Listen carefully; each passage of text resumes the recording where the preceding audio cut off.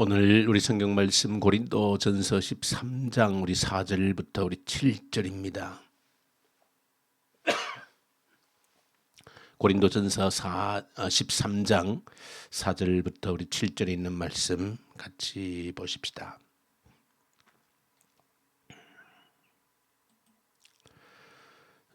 사랑은 오래 참고 사랑은 온유하며 시기하지 아니하며 사랑은 자랑하지 아니하며 교만하지 아니하며 무례히 행하지 아니하며 자기의 유익을 구하지 아니하며 성내지 아니하며 악한 것을 생각하지 아니하며 불의를 기뻐하지 아니하며 진리와 함께 기뻐하고 모든 것을 참으며 모든 것을 믿으며 모든 것을 바라며 모든 것을 견디느니라. 아멘.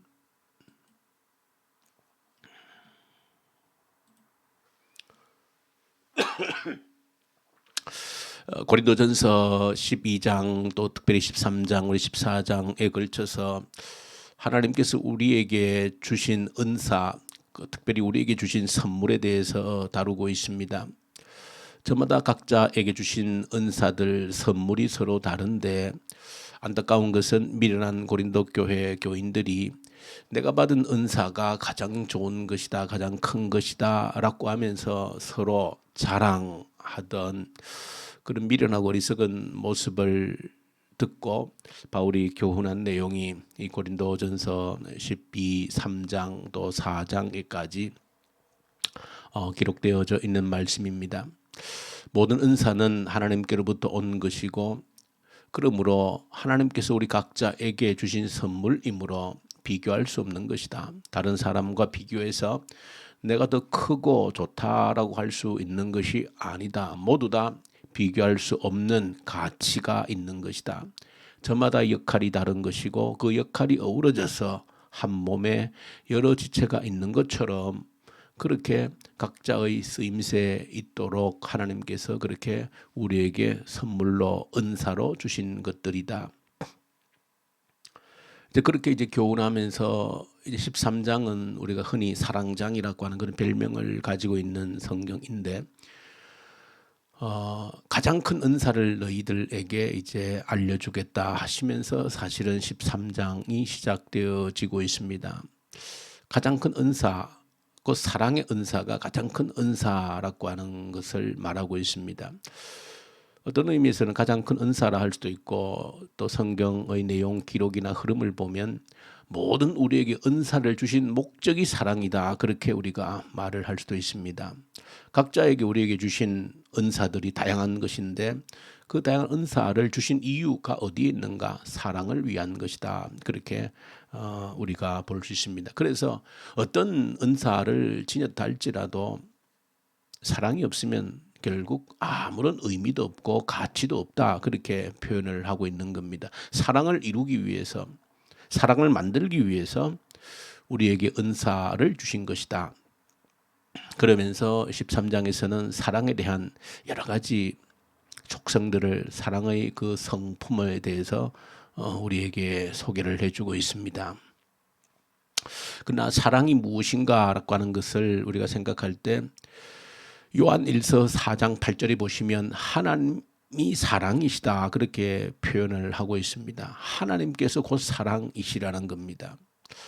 하나님이 사랑이시라 그렇게 표현하시면서 로마서 5장 8절에 보시면 우리가 아직 죄인 되었을 때에 그리스도께서 우리를 위하여 죽으심으로 하나님께서 우리에게 대한 자기의 사랑을 확증하셨다 그렇게 표현하고 있습니다. 그러니까 예수 그리스도를 통해서 하나님의 사랑이 확증되어졌다, 증명되어졌다 그렇게 표현합니다. 하나님은 사랑이신데 하나님의 그 사랑이심이 어떻게 예수 그리스도를 통해서 나타났다, 증명되어졌다, 확증되어졌다 그렇게 표현을 하고 있는 것입니다. 그러므로 오늘 본문 속에서 사랑에 대한 여러 속성들이 우리에게 소개되어지고 있는 것은 하나님께서 예수 그리스도를 통해서 나타내신 하나님의 사랑의 그 속성이라고 하는 것입니다. 하나님의 아들 예수 그리스도께서 이 땅에 오시고 사시고 죽고 부활하신 그 모든 과정들을 통해서 하나님께서 사랑이심이 증명되어졌다, 확증되어졌다. 그렇게 우리가 이해를 할 수 있습니다.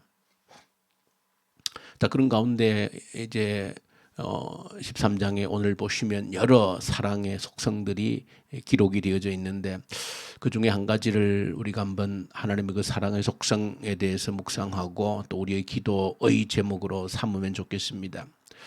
보시면 사랑은 무례히 행치 않는다 그렇게 기록을 하고 있습니다. 무례하다라고 하는 것은 예의가 없다는 말입니다. 사랑은 예의가 있다는 것입니다. 그래서 사랑은 무례하게 행하지 않는다는 것입니다. 다시 말하면 하나님의 사랑은 무례하지 않다는 것입니다. 하나님께서 예수 그리스도를 통해서 우리에게 나타내신 사랑의 속성은 무례하게 우리를 대하지 않는 것으로 나타났다는 것입니다. 하나님께서 우리를 예의 있게 대하시는 것으로 하나님의 사랑을 나타내셨다. 그런 의미가 됩니다. 하나님의 사랑이 예수 그리스도를 통해서 우리에게 무례하지 않고 예의 있게 나타났다라고 하는 것은 하나님께서 우리의 자리까지 내려오신 것으로 인하여서 무례하지 않으심이 증명된 겁니다. 눈높이가 다른데 높은 자리에 서서 낮고 낮은 사람을 높은 자리에 서 있으면서 대한다라고 하는 것은 그건 무례한 것이지요. 그 낮은 사람에 대한 무례한 행동인 겁니다.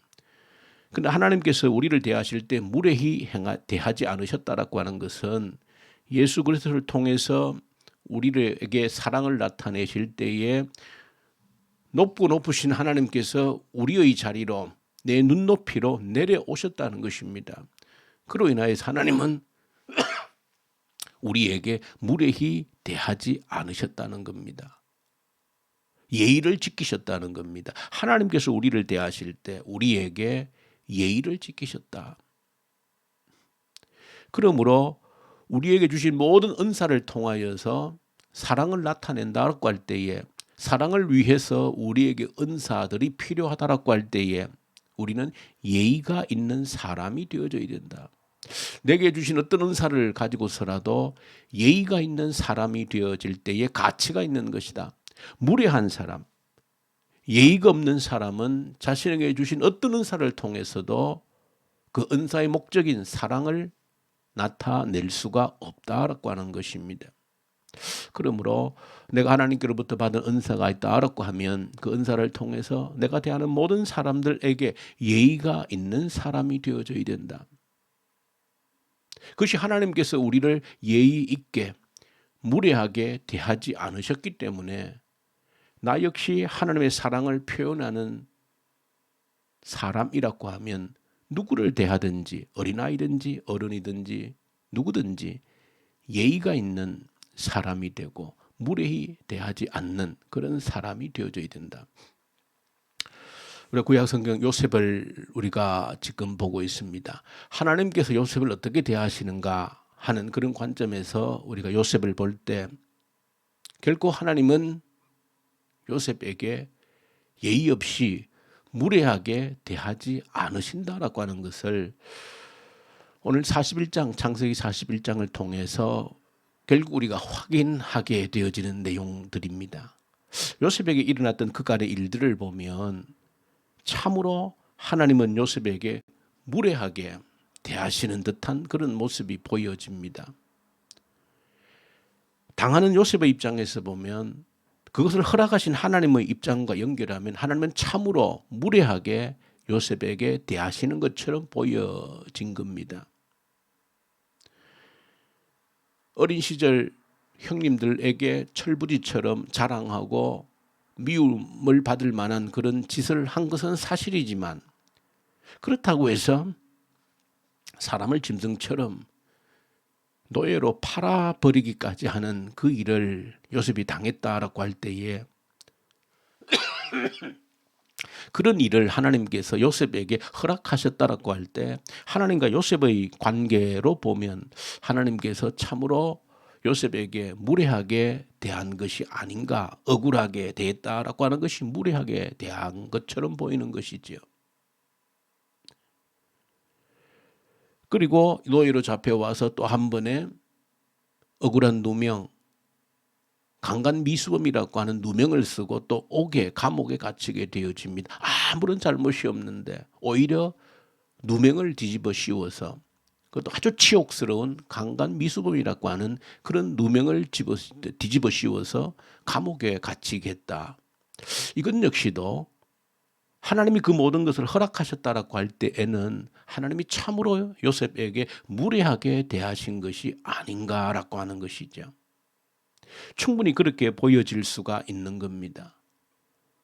그리고 감옥에서도 그래도 요셉은 하나님에 대한 그 믿음이 흐려지지 아니하고 하나님의 그 한결같은 알지 못한 하나님의 뜻이 있음을 믿고 여전히 자기의 삶에 최선을 다했던 그 요셉, 그 감옥 안에서 또 한 번의 기회가 있었지만 그 술 맡은 관원장을 통해서 그 꿈을 해석해주고 다시 3일 만에 복직되어지는 그 일이 그대로 일어남으로써 요셉은 그래도 그 사람에게 나는 아무런 죄가 없이 억울하게 이 감옥에 갇혀 있으니 이제 당신이 복직이 되거든 나를 기억해 달라고 했지만은, 그러나 그 술 맡은 관원장은 복직이 된 이후에 새까맣게 요셉을 잊어버렸습니다. 이것 또한 하나님과 요셉의 관점에서 보면 하나님이 또 한 번 무례하게 요셉을 대하시는 그런 모습으로 비춰집니다. 그러나 오늘 이제 41장에 보시면 하나님께서 결코 그간의 과정들이 요셉을 무례하게 대한 것이 아니고 진정으로 하나님은 요셉을 예의 있게 다루어 오셨다는 것을, 대하셨다는 것을 증명하고 있는 내용이 오늘 41장의 내용입니다. 그 13년 동안 노예 생활 가운데, 감옥 생활 가운데 억울하게 방치하신 것 같지만, 무례하게 대하신 것 같지만 하나님은 무례하게 그를 대하신 것이 아니라 때를 기다리시고 또 훈련하시고 배우게 하시고 공부하게 하시고 경험하게 하시고, 이 모든 과정들이 하나님께서 우리를 무례하게 대하시는 것이 아니라 가장 예의 있게 나를 위해서 최선이 되도록 나를 대하셨다라고 하는 것을, 하나님께서 요셉을 그렇게 예의 있게 대하셨다라고 하는 것이 오늘 41장에 와서야 증명이 되어지는 겁니다. 그 애국왕 바로왕의 꿈을 꾸고 아무도 해석하지 못했을 때에 이제 하나님께서는 때가 되었다. 요셉이 준비가 되어졌다. 요셉이 애굽이라고 하는 대제국을 경영할 만한 모든 경험을 이제 갖추었다라고 했을 때에 하나님은 그를 불러내셨고 그를 대제국 애굽의 총리로 세워서 일하게 하시는 모습이 오늘 창세기 41장에 기록이 되어져 있습니다. 하나님은 결코 우리를 무례하게 대하지 않는다는 것입니다. 내가 살아있는 동안에는 하나님께서 나에게 최선의 예의를 다해서 나를 대하신다. 나에게 최선의 예의를 다해서 대한다라고 하는 것은 어떻게 하면 내게 가장 좋은 것인가를 생각하면서 대하는 것이 예의 있게 대하는 것 아닙니까? 만약에 어떤 사람과 사람을 대하면서 눈앞에서는 알랑거리고 아부를 하는데 속에서는 검은 마음을 가지고 흑심을 가지고 대한다라고 하면 그 예의 있는 게 아니지 않습니까? 우선 보기에는 좀 무례하게 보이는 것 같지만 상대방을 대할 때 어떻게 하면 저 사람에게 가장 좋은 것인가, 저 사람이 가장 유익된 것이 무엇인가를 생각하면서 그를 대한다라고 하면 우선 보기에는 무례한 것처럼 보여도 내 중심에서 오직 그를 위해서 그에게 가장 좋도록 대한다라고 하면 그건 참으로 예의 있는 행동이 되어지는 것이죠. 하나님께서 요셉을 그렇게 다루셨다는 겁니다. 우선 보기에는 억울함과 그런 고통이 수반되어졌지만 하나님은 요셉에게 가장 예의 있게 대하셨다. 왜? 그를 위해서 가장 좋도록, 가장 유익하도록, 그 인생을 위해서 가장 유익하도록 하나님께서 그를 대하셨다는 사실입니다. 이처럼 하나님은 사랑이신데 그 사랑의 속성 가운데 무례히 행하지 아니한다. 예수 그리스도를 통해서 우리를 결코 무례히 대하지 않는다는 것을 보여주셨고 지금도 그렇게 예수 그리스도를 통해서 우리를 무례하게 대하지 않으심을 증명하셨던 하나님은 오늘 이 시간도 저와 여러분들에게 결코 무례히 대하시지 않는다. 내게 어떤 일이 일어나도 그 모든 것을 허락하신 하나님께서는 내 세밀한 삶의 환경을 나보다도 더 잘 아시는 하나님께서 내게 가장 유익하도록 나를 다루시는 분이시다. 무례하게 나를 대하시는 분이 아니다라고 하는 사실을 여러분들이 기억하셔야 된다. 그런 확신이 있어야 내가 또한 누구를 만나더라도 내가 하나님께로부터 무례하게 대접을 받는 인물이 아니기 때문에 가장 예의 있게 내가 하나님께로부터 대접을 받는다라고 하는 것을 알아야 내가 누구를 만나더라도 그 사람을 향해서도 내가 무례하게 행하지 않고 최선의 예의를 다해서 그 사람을 대할 수 있다는 것을 여러분들이 깨달을 수 있는 여러분들 될 수 있기를 간절히 소망합니다. 우리 주님 아버지 감사합니다. 무례히 행하지 않는 하나님께서 나를 무례하게 대하지 않으셨으므로 나도 누구를 대하든지 예의 없이 무례히 행하지 않게 해 주옵소서. 예수님 이름으로 기도 올려드립니다. 아멘. 하늘에 계신 우리 아버지의 이름을 거룩하게 하시며 아버지의 나라가 오게 하시며 아버지의 뜻이 하늘에서와 같이 땅에서도 이루어지게 하소서. 오늘 우리에게 일용할 양식을 주시고 우리가 우리에게 잘못한 사람을 용서하여 준 것 같이 우리 죄를 용서하여 주시고 우리를 시험에 빠지지 않게 하시고 악에서 구하소서. 나라와 권능과 영광이 영원히 아버지의 것입니다. 아멘. 우리 주신 말씀 가지고 간절히 우리 함께 기도하십시다. 하나님께서 나를 무례하게 대하지 않으셨으므로 나도 누구를 대하든지 무례하게 행하지 않는 그런 삶을 살게 해주십시오. 기도하고 이 나라를 위해서 기도할 때 참으로 하나님 이 나라를 사랑하시고 긍휼을 베푸셔서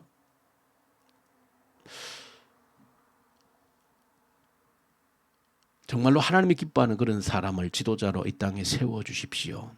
북한 땅을 긍휼히 여기시고 속히 다시 한번 복음의 계절 오게 하시고 악한 정권이 소멸되게 하시고 이 코로나 앞에서 하나님의 그 선하신 뜻이 무엇인지를 깨달아 발견하는 기회가 반드시 되게 해 주십시오. 특별히 교회를 위해서 오늘 기도할 때에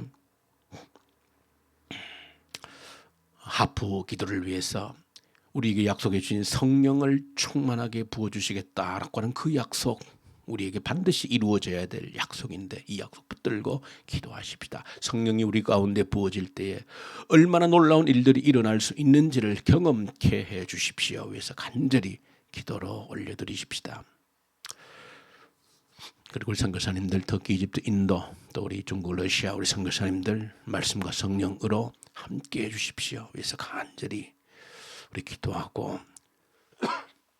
오늘 또 우리 정종자 집사님 또 마지막 발인 예배 장례 일정까지 온전히 지켜주십시오. 또 여러 가지 육신의 고통으로 신음하고 있는 주의 종들 지키시고 치유하시고 온전케 해 주십시오. 위에서 간절히 함께 기도를 올려드리십시다. 우리 기도하십시다.